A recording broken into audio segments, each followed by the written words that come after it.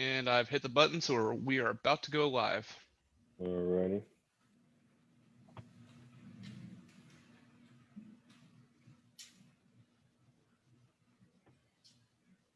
And we are good. Yep, I saw it just pop up. So let me share it to my pagey. Okay. All right. Let's see what we got here.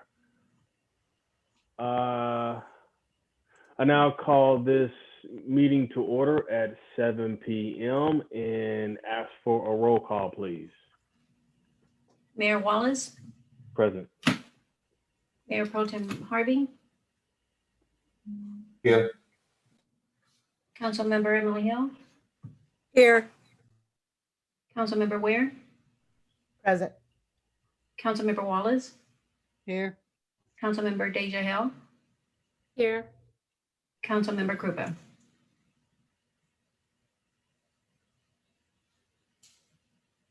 Jean? Did we lose him? He's on mute. Me. Unmute. Okay, okay, Present. thank you. Okay, thank you. All right. So we have a quorum. And then now we will go to the Pledge of Allegiance, and I'll ask my distinguished fellow council member, Mr. Gene Krupa, to lead us in the Pledge of Allegiance. I pledge allegiance to the flag of the United States of America and to the republic for which it stands, one nation, under God, indivisible, with liberty and justice for all. Amen.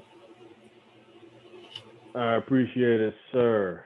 Next up, we have a proclamation declaring Friday, February 5th, 2021 as National Rare Red Day. And I want to highlight that this proclamation comes from the request of fellow council member Ann Weir. So thank you, Ann, for identifying this for us to be able to recognize. And so the proclamation reads as follows.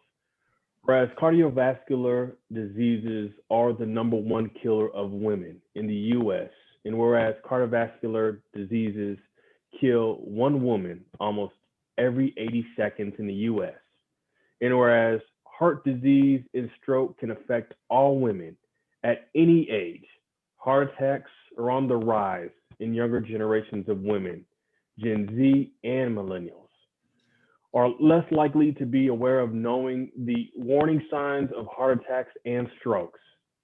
And whereas cardiovascular diseases kill 1 in 3 women, but about 80% of cardiac events can be prevented through education and lifestyle changes.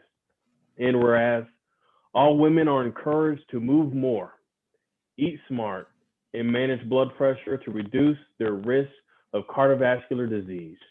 And whereas the American Heart Association's Go Red for Women movement motivates women to learn their family history and to meet with a healthcare provider to determine their risk for cardiovascular diseases and stroke.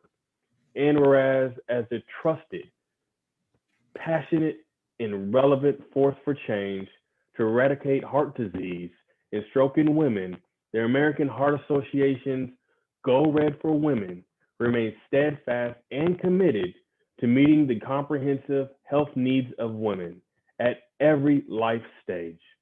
And now, therefore, I, Dr. Larry Wallace Jr., Mayor for the City of Manor, Texas, and on behalf of the Manor City Council, in recognition of the importance of ongoing fight against heart disease and stroke, do hereby proclaim Friday, February 5th, 2021, as National Rare Red Day in the City of Manor, and urge all citizens to show their support for women in the fight against heart disease by commemorating this day by wearing the color red, by increasing awareness, speaking out about heart disease, and empowering women to reduce their risk for cardiovascular diseases. We can save thousands of lives each year. In witness whereof, I have hereunto set my hand and caused to seal the city of Manor to be affixed this 3rd day of February 2021. Signed, Dr. Larry Wallace Jr., Mayor, City of Manor. So again, thank you, Councilwoman Ann Weir. I know that you are working with the American Heart Association with the relaunch of the Manor Healthcare Task Force. So I appreciate you, one, taking a lead in that, and then two, working with the association to highlight things like this. I appreciate your willingness to give me the room to do this and for the city to assist me. Thank you. Thank you. All right. So moving on to public comments. Do we have any public comments? We do not. All righty, then moving on to public hearings. Agenda item number 1, to conduct a public hearing on the annexation of 52.019 acres, more or less adjacent and contiguous to the city limits and being located at 14704 US Highway 290 East, Manor, Texas. Scott? Evening, Mayor and Council. So this is the public hearing for a voluntary annexation. The petition was accepted back on January 6th. We haven't received any comments, so it's just required public hearing, part of the process.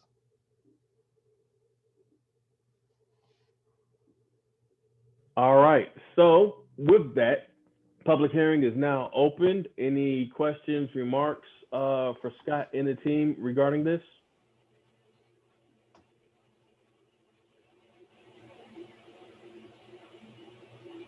Going once, going twice. There being none, do I have a motion to close the public hearing? Mayor, I motion that we close the public hearing on annexation of 52.019 acres, more or less adjacent and contiguous to the city limits and being located at 14704 US Highway 290 East, Manor, Texas. All right, it's been properly motioned. Do I have a second? I second. And seconded. Any questions to the motion? Questions to the motion? There being none, roll call, please. Mayor Wallace, Yes. Mayor Pro Tem Harvey, Yes. Councilmember Emily Hill, Yes. Councilmember Weir, Yes. Councilmember Wallace, Yes. Councilmember Deja Hill, Yes. Councilmember Krupa. Yes. Thank you. All right, public hearing closed. Moving on to the consent agenda. All of the following items on the consent agenda, which happens to be one at this moment in time, are considered to be self-explanatory by the council and will be enacted with one motion. There will be no separate discussions on this item unless requested by myself or a fellow council member, in which event the item will be removed from the consent agenda and considered separately. Item number 2 is consideration, discussion, and possible action to approve the city council minutes of January 20, 2021 regular meeting. Do I have a motion on the floor?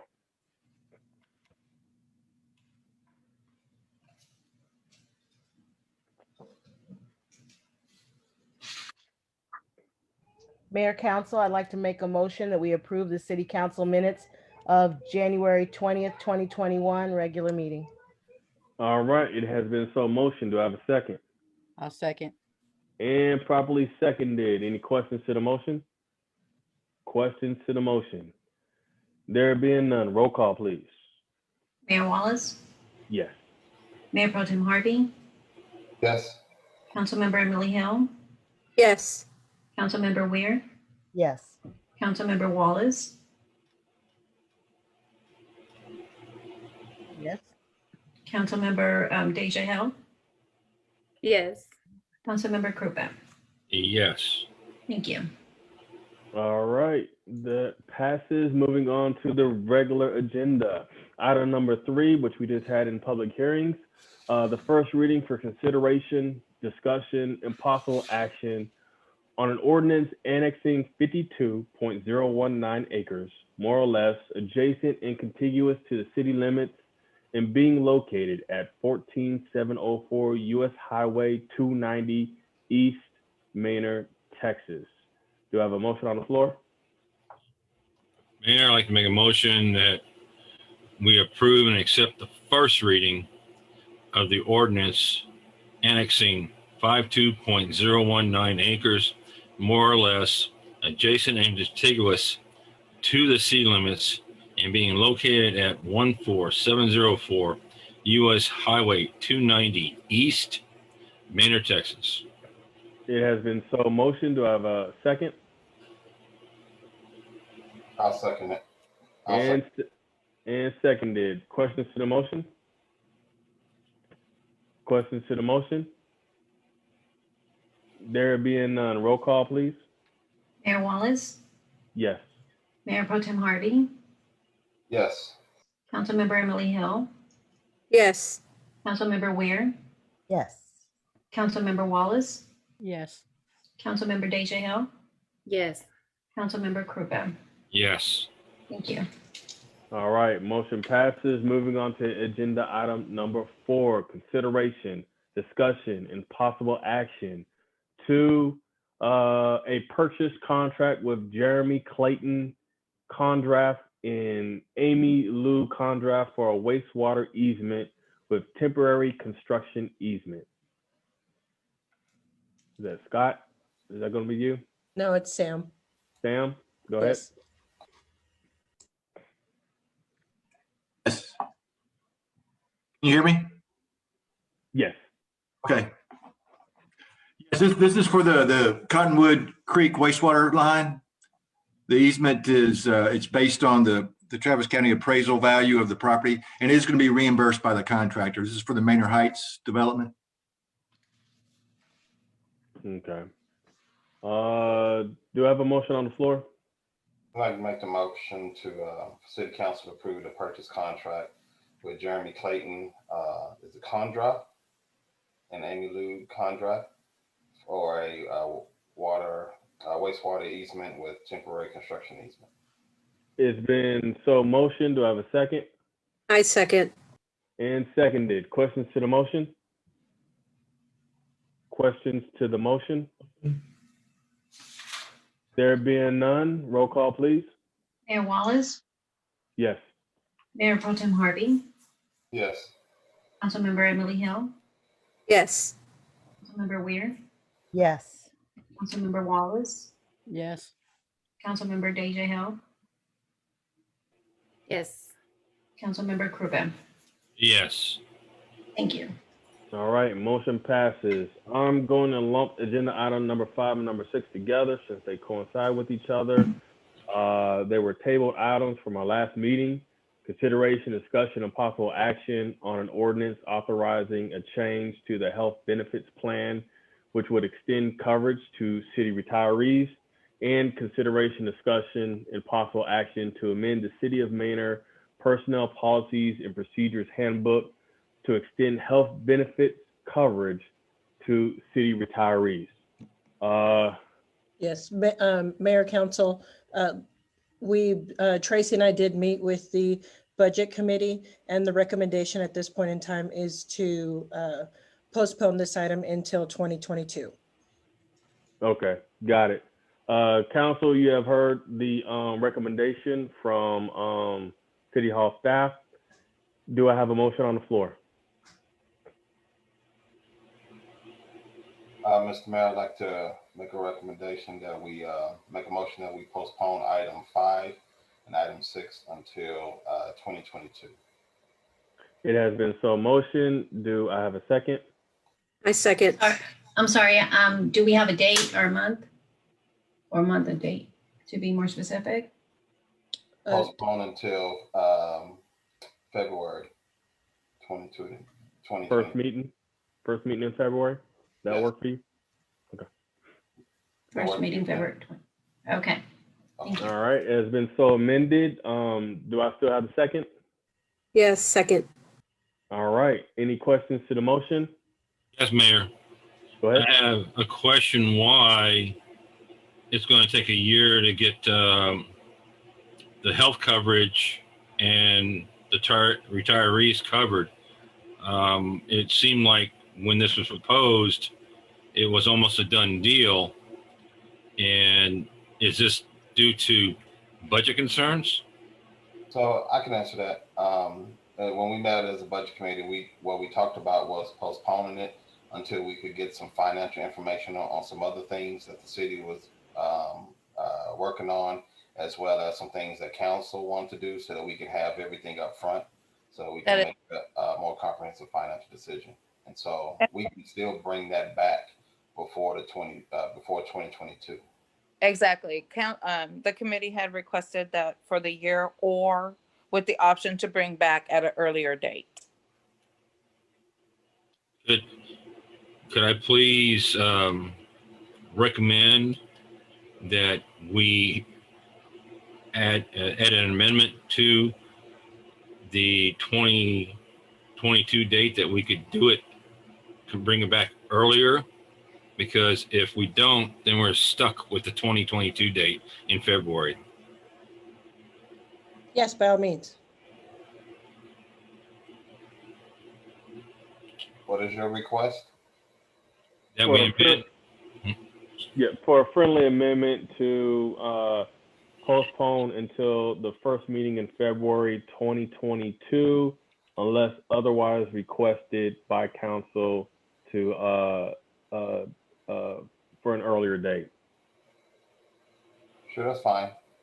Okay. So Just say so motion. my motion to postpone item 5 and 6 until February, the first meeting in February 2022, unless proposed by council to bring back sooner.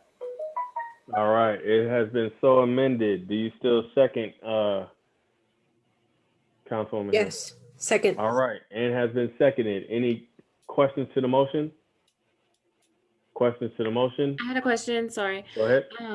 Is that, will we at least have had the budget cycle in between now and then, to where the budget committee gets a chance to review the budget, and then also Lydia and them get a chance to review the budget? Is that fall within that time frame? Yes, it can be. Again, I can include that in the preliminary budget meetings that we'll have with the budget committee. But again, it's really going to be dependent on if the budget committee wants it to move forward or not. Oh, okay. That's what I was thinking. Just giving them a chance to see it too. But if February 22 is good, then I'm good. Yeah, for sure. Any additional questions? There being none, roll call, please. Mayor Wallace, Yes. Mayor Pro Tem Harding, Yes. Councilmember Emily Hill, Yes, Councilmember Weir, Yes. Councilmember Wallace, Yes. Councilmember Deja Hill, Yes. Councilmember Krupa. Yes. Thank you. All right, motion passes. Moving on to agenda item number 7. Consideration, discussion, and possible action on proposed ordinances regulating electric vehicle charging stations, commercial and multifamily recycling requirements, and dollar type store regulations. Scott? All right, so yeah, this is just a discussion around these types of regulations to see if you want staff to move forward with them, to bring you all ordinances that we can discuss more. So basically, like, are these anything that you might consider for the city and you just want staff to work on them more? And I can go into some of it, but it's really just high level. Just, are these types of regulations you're interested in seeing in the city? Okay, so let's put something like this in reports next time, because I think that probably fits better in the discussion piece, right?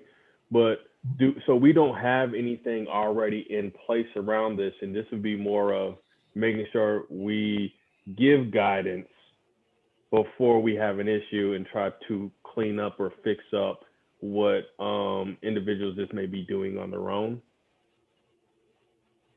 in some ways, yeah. I mean, since we're growing so quickly, like residentially right now, we have an opportunity before a lot of the big commercial stuff comes in to sort of set up how we want the city to be or try to be. So like having electric vehicle charging stations in parking lots. So it's already there when the business opens versus, 10, 15 years from now trying to retrofit it. Got it.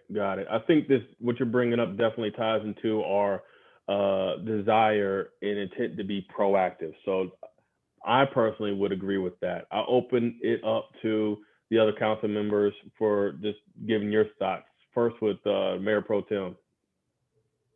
Yeah, I definitely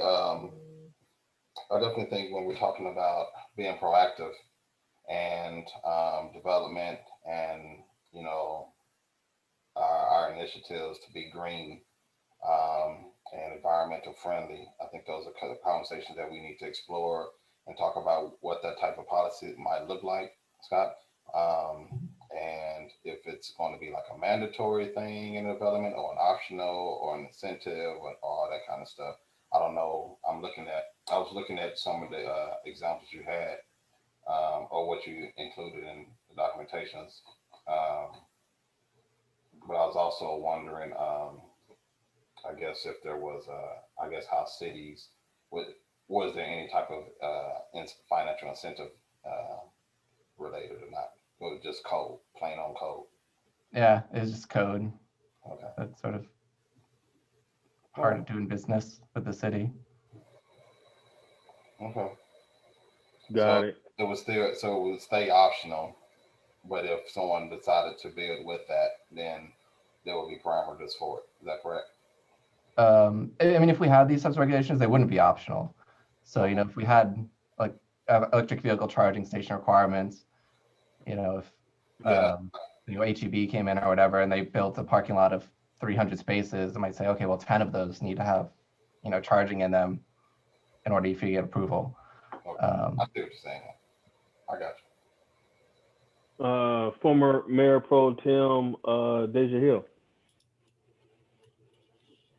Just for more clarification, Scott, because the last sentence got me. So it will be up to a particular size building, like we could put all that into those specs into the ordinance part or the code. The examples that I saw mostly, and also with the electric vehicle charging one, I included like the first page, I think it's page maybe 65, because I did, check with legal and say, hey, is this even possible? Does the state preempt the city and this type of stuff? And they couldn't find anything, but then they also couldn't find any Texas cities that do this. So they were like, tread lightly. But so all of the examples are not Texas related. I think the only thing they found was that Georgetown said, if you do put in an electric vehicle station, gas or powered vehicles can't park there. So they kind of just had that regulation. But of all the examples, it was based off the number of parking spaces. And so once you get to like 10 spaces or whatever it is, a certain percentage would have to be a charging station. So stuff like multifamily had a higher percentage because you live there, you spend more time there, you have time to charge a vehicle, versus retail, it was like 1% of the parking spaces you put in.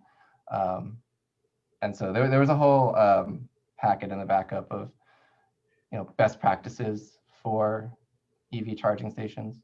Yeah, I like it for the multifamily ones. I know we're getting a lot of those will be coming in our area, and assuming that some people have that option for an electrical vehicle, that would be nice to not have to drive outside of the city just to, or have to be inconvenienced really with their own personal charging pack and things like that. So I see it as a cool idea to look into for something that we should have just to be proactive. I don't really have any other questions about that one, except for the other part, the multifamily recycling requirements. What is that? Is that just So- allowing other people? Right now, we don't have a requirement that those places have recycling. So even residential, like you don't have to put out a recycling bin. You know, and this isn't about, you know, single family residential or anything. It's just multifamily and businesses have like mandatory that they have to have recycling. So that would be a cost on those facilities. So that's something to consider. You know, as we go through this, and you know, we have to look at our franchise agreement with Waste Connection. So there's a lot of work on that one, but it does go towards, you know, our being greener. And you know, we did the Paris Climate Accord, you know, a couple months ago, and so basically the people who live in these facilities or, you know, work there, shop there, whatever, they would have recycling options there. So. Okay, I was thinking something way bigger, so I'm glad glad you narrowed it down for me. So that's good. I like that. Okay, but no other questions outside of that one. Thanks. Got it. Former Mayor Pro Tem Ann Weir. Yes, my question, Scott, mine, I don't even know if mine's a question. I'm just basically asking in regards to the dollar type store regulations. I'm thinking that is to limit an over concentration of that type of store and to maybe allow for a variety of other stores and diverse retail to come in. Am I right about that? Right, yeah. So there's been discussions about like around those stores. A lot of cities, like in Texas, have these regulations that dollar type stores, obviously, like, you know, Dollar Generals, Dollar Trees, all those. They suppress the need for like a full grocery store because people can get, you know, it's convenience, you know, it is retail. So people can get what they want there, and then, you know, larger grocery stores, it takes their business. And so we don't have that. And so if we start getting more dollar type stores, then, you know, HEB might say, okay, the market isn't there yet. We need more rooftops, you know, it's just ever moving benchmark. But then also those types of stores don't offer. They don't offer fresh vegetables and fresh meat. Exactly. And they tend to get saturated in areas where the economics is a little bit lower and people don't have access to transportation. So they kind of get stuck going there. Right. And so the other side of these regulations, they say like 10% of their floor area needs to be for fresh produce or meats or whatever, to sort of offset that a little bit. And then there's a distance requirements. They all say they have to be a mile apart. Even the bigger cities like Fort Worth and stuff, they were like 2 miles, 3 miles. That's that'd be a little more for us. You know, we're only 7 miles east to west. So. Okay. I just wanted to make sure that's along the lines I was thinking. I just wanted to clarify. All right, Councilwoman Emily Hill. And pretty much nailed it for me with that question. I was more curious about the regulations because if they would become stricter, or would they be a little bit more laxed, or would some be eliminated? Right now, the only thing I'd see like over time is maybe like the charging stations becoming a greater percentage. And then, I mean, the market may handle that on its own as well, since, you know, I think like GM the other day said by 2035, all of their stuff is going to be electric vehicles. And so, you know, in the future, businesses are probably going to say, I want half my spaces to be charging stations, just because, you know, go past what our minimum requirements of our ordinance. But it may be necessary over time to say, rather than 10% of the parking spaces at a multifamily complex are EV, it's like 30% are or something. Like, so yeah. Have you seen our Walmart at it over time and see how it works? Our Walmart at Palmer has those stations and electric cars, if you've ever had a chance to shop there. Yeah, and with the EV one too, a lot of the ordinances and best practices say you have to have an equal number that are EV ready. So, you know, if you put in 10, you actually have like the 10 charging stations. You have another 10 parking spaces that are wired for it. So in the future, you just have to put in the charging pedestal. You don't have to run all the electric. It's ready. So. Got it. Councilman Gene Krupa. Thank you, Mayor. Yeah, Scott, I got to, excuse me.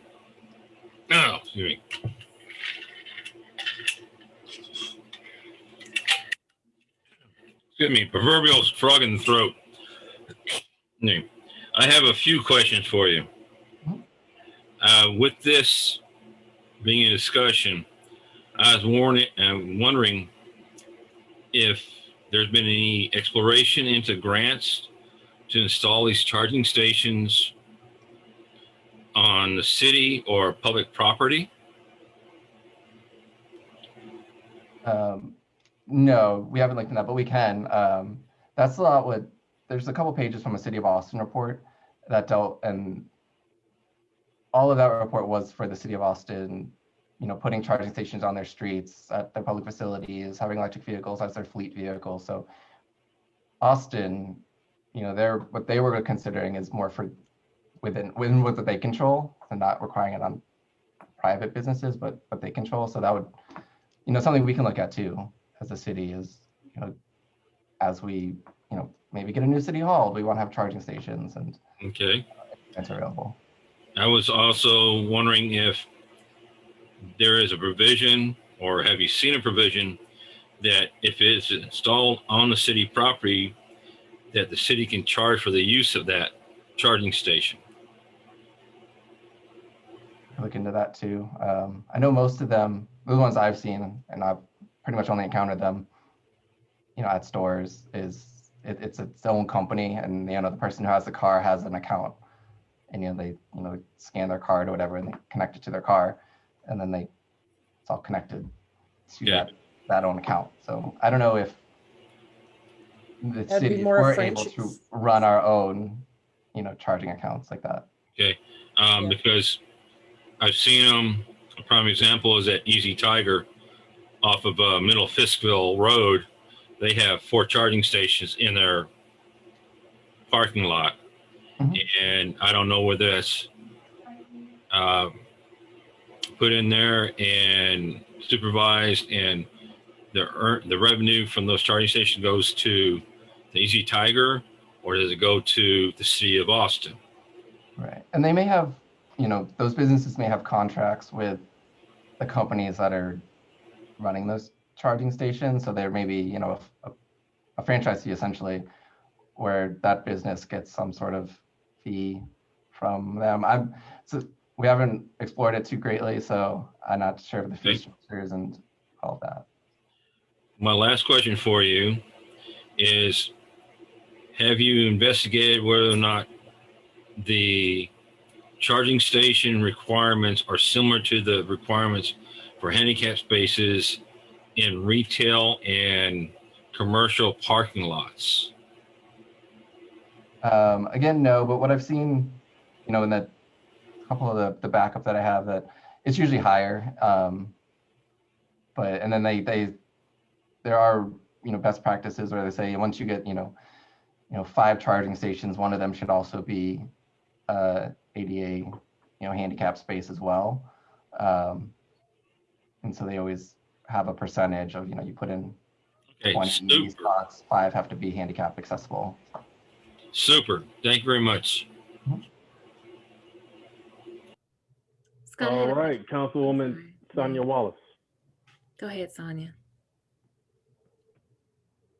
No, I think everybody pretty much covered what I was asking for. My concern was the dollar store regulations and what all that entailed. I have one question. Since we already have Walmart built, if we are imposing regulations about charging stations, what happens to them? Do they have to then put in charging stations, or can they just stay the same? That's a good question. No, so the way that it would be set up is essentially their site, their parking lot, it would become non-conforming. And so we have provisions already for that. So if you are expanding your parking by 25%, or there's certain thresholds that you would meet that then the site comes into compliance. And so that's already existing. If you wanted to, you can, within a future EV charging ordinance, that you can set its own applicability. So you can change that. So if our existing non-conforming site requirements, you might think, oh, that's too onerous on a business. They might meet that threshold too easily, and we don't want to put this on them. You can change it and set their own applicability rules and say, like, you know, you never have to change, or you have to increase your parking by 50% or some other larger threshold that you choose. Okay, thank you. Mr. Mayor, I have one more question with Scott. Go ahead. Scott, have you looked into the legal ramifications of a non-electric charging vehicle parking in a spot that is similar to, say, a non-handicapped person that has been granted that and has earned it, that does not park, that parks in a handicapped spot? In other words, if you're not handicapped and you park in a handicapped spot, are you going to get you're going to get fined? Is it going to be the same thing with these charging stations? It can be. And I haven't looked into it too greatly, but that's what our attorney said. Like, they found Georgetown has that requirement, and in the best practices and everything, that is established. Like, other cities have that when they have these charging requirements. But you know, I could always look at what, you know, our attorneys, like I said, they saw Georgetown has it, so I can see how they worded theirs and what they do and what the penalty is. And That'd be great. Thank you very much, sir. Appreciate it. All right. So, Scott, do you need any additional info? I think you got some great advice, guidance, and definitely support from everyone on a very proactive way forward. So I appreciate you bringing this to us and allowing us to get some feedback before embarking on this. yeah, no, I appreciate it. I'll get working on them. Sounds good. Now, moving to executive session. Hold on, Mayor. What? One more question. I'm sorry. All right, go ahead. Is there a way to also maybe drop a little survey form on Facebook and on our website for community input regarding that residential, and so we can kind of know how many people are interested in that? In which one? In all of them, or the residential? I mean, we could do it all. We could have just maybe 5, 6 survey questions, send it out on Facebook, send it out, and then post on our website a link to the website where they can just ask their thoughts on those things, so we can just have their input before we go into the ordinance. Yeah, I could try to put something together. And yeah, nothing grandiose, just, you know, simple as possible, and you know, put it out there so they can have some time to look at it. Yeah, that's all right. Yeah, I think yeah, you work on that. All right. Cool. Anything else? Any last hitters? Any going once? Scott, do you need a motion or not? Nope. It's just a discussion thing. Okay. All right. Moving on to executive session. The city council will now convene into executive session pursuant to the provisions of Chapter 551, Texas Government Code, in accordance with the authority contained in Sections 551.071 and 551.074, Texas Government Code, in Section 1.05, Texas Disciplinary Rules of Professional Conduct, to discuss council member vacancies. Hammer hit, going into the session now. Okay, everybody, this is pretty much the same old as we've done in the past. If you have any problems leaving the room and you accidentally leave the Zoom session, don't worry about it. Just rejoin and I'll get you added back. Otherwise, do like you've done in the past, and when you are done with executive session, just leave the room and you'll rejoin the active session.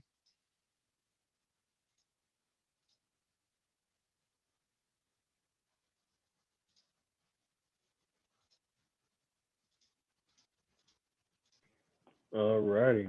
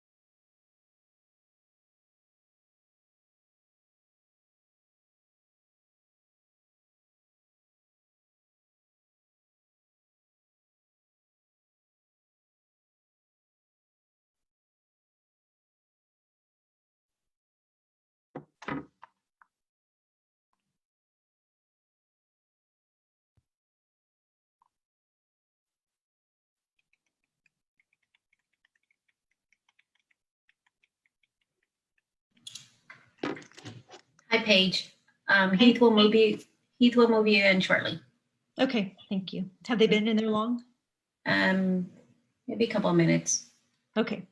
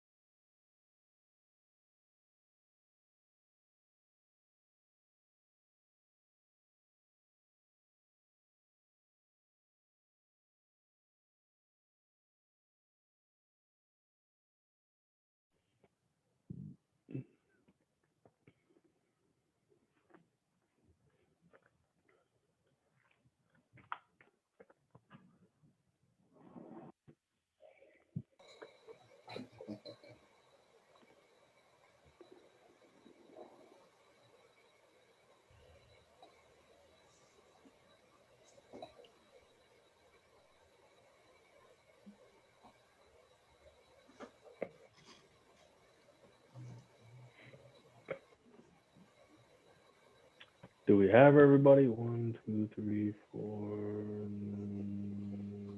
All righty. Now, City Council will now reconvene into open session pursuant to the provisions of Chapter 551 Texas Government Code and take action, if any, on items discussed during closed executive session. There are no items to discuss. Therefore, I'll call this meeting adjourned at 8:06 p.m. I will talk to you all later. Thank you, Mayor. Bye. Thank you all. Have a good evening. Good evening.